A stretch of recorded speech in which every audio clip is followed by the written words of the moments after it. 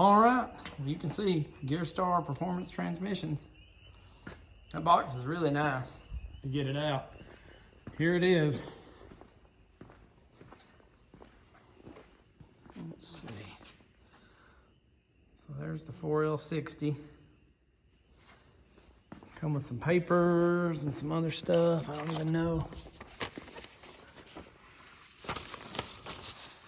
Got a mount, bell housing bolts, cooler, flex plate, fluids. I don't know, they didn't need a mount. I had one, but I guess maybe it just come with the price. I don't remember. Should have got a dipstick if I'd thought about it, but I'll probably get one of them nicer ones. But today I didn't work on it much. Today's Monday. I worked in the office. But yesterday I stayed out here all afternoon. You can see I got wiring done. This is the only wires that should be coming out of here. The distributor, tack, electric choke, and starter, I was able to use them small bolts, and then I'll just loom that way to look nice. These, we're gonna go get the fenders here soon and just mock it up. I'm gonna get a, grommet, of course, but then try to hide these all behind it. And then you really wouldn't see many wires in here. Spark plug wires, you'll be a little one right there, but it'll be short because that'll be for the wiper motor, so it'll just go pretty quick. Of course, the AC lines, you're gonna see them. We're not gonna spend the money to run, which I don't know that you could even hide them hardly right here. You'd almost have to move it over to probably hide them through your inner fender. I don't know how people have done it, but either way, that's how we're just gonna run those back around here. So you'll see those, but that's okay. So we need to get the fenders and inner fender up here and fit it, get our gaps in all the way we like it, and then Daddy can start painting all that. Yeah, I already made the fittings for all that stuff. So the starter, tack, electric choke, all that's plugged in. The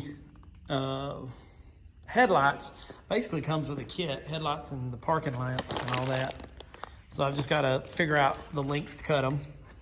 Inside, it's already all in here. I've already put the ends on it, used some of the old ends. So it's just ready for me to put the gauges in.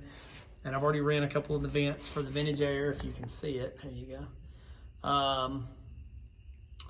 I'm gonna finish running the vents for the vintage air, maybe go ahead and run my wires to the vintage air, and then that's done. And then I'll put those gauges in. And then I'll have to, on the wiring for the American Autowire, the cab and the front is what I've pretty much done. And then I'll be doing the back next, but I'm not too worried about it. I'll have to push the car up. We got the old fuel tank ready to go. We're going to a buddy's tomorrow who's gonna give us a couple of his straps. All we could find was one of our old ones to hold the fuel tank up, but he's got 2 brand new ones.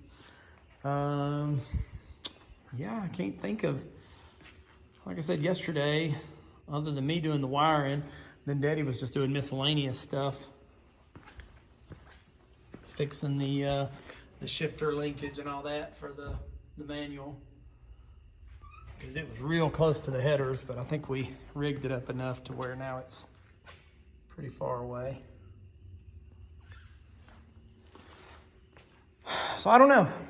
The biggest issue that I run into mentally over fear over hurting this black car is figuring out how to pick this motor up, the LS, without damaging anything on top. I haven't Googled or looked at YouTube. I'm sure there's an easy way, or you buy some sort of chains that give you enough space around it. If it's a small block, it's not a big deal, but with this one, it just makes me worried. Well, even this one, we used a bolt hole in the back of the transmission, right there on like the bell housing, and right here in the front, and picked it up. But I mean, it was still, pretty close to some of this right here. Me and Daddy, kept adding slack to that.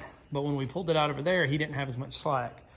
But I don't want to scratch up or mess up anything on that one. So I got to figure out how to pick that up. And then of course, this transmission is not light with the torque converter in it and everything. Right now we've got it on a roller, so it rolls. So do we cherry pick this motor down, maybe on this rolling cart, and then connect the transmission and then put it in? But then you got to worry about, making sure you don't touch anything on the car getting in and out. And the bumper's a little tall. I mean, we could take that front piece off, but that's a lot of work.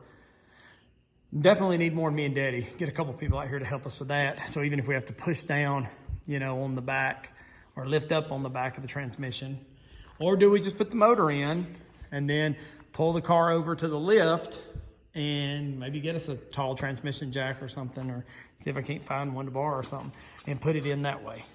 So that's kind of the dilemma there, because nothing's been done over here. Tomorrow, I hope to come over here and start cleaning this up, because if we just put the motor in, we'll be about ready. I want to try to hide a lot of his wires. I didn't wire this car back in the day. A different guy had done it. So I need to, you know, we done some of it, but he done most of it. I want to hide a lot of these wires. And then on the inside, it's the same, just where we've been pulling parts off. Yep, because it's all empty in here now.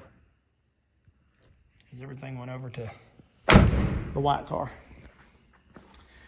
So anyways, I guess that's it. I thought it was gonna be a shorter video, but that's what our plans are, and we'll see how that goes.